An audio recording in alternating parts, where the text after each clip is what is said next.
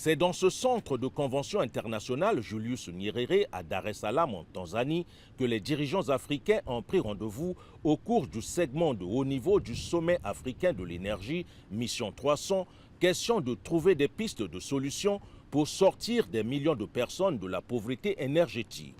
Plusieurs chefs d'État sont là pour relever ce défi, dont le président de la République, Denis Sassou Nguesso, qui n'a de cesse de jouer sa partition à la résolution des problèmes qui minent l'Afrique.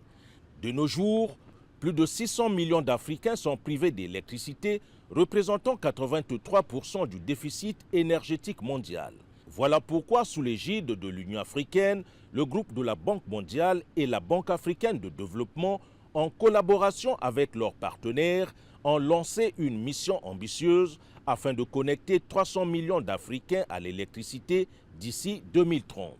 Avec cette initiative, il est désormais à la portée des dirigeants africains d'accélérer de toute urgence le rythme de l'électrification en Afrique subsaharienne, car les projets technologiques, les modèles commerciaux innovants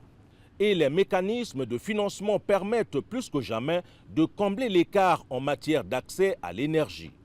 Ouvrant le chapitre des allocutions, le directeur général de la BAD, Akinyumi Adesina, a dégagé les enjeux de Mission 300 et a fait une annonce de 40 millions de dollars que la Banque africaine de développement et la Banque mondiale vont investir pour la mise en œuvre de ce projet.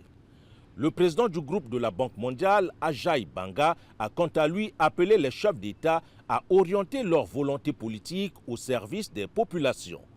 Ouvrant les travaux, le président de la Mauritanie, Mohamed Ould Cheikh Ghazouani, en sa qualité de président en exercice de l'Union africaine, a invité les partenaires, qu'ils soient publics ou privés, philanthropes et autres, à participer activement à la mobilisation des ressources nécessaires et à la mise en œuvre effective de ce projet vital et ambitieux, tout en saluant l'adhésion de 14 pays africains à l'initiative Mission 300.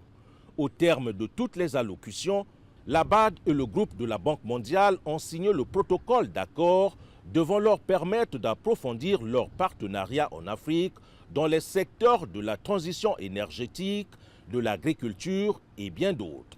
Peu avant la suite des travaux en panel, plusieurs organismes ont emboîté le pas à la BAD et à la Banque mondiale en faisant eux aussi de grandes annonces de financement du projet Mission 300.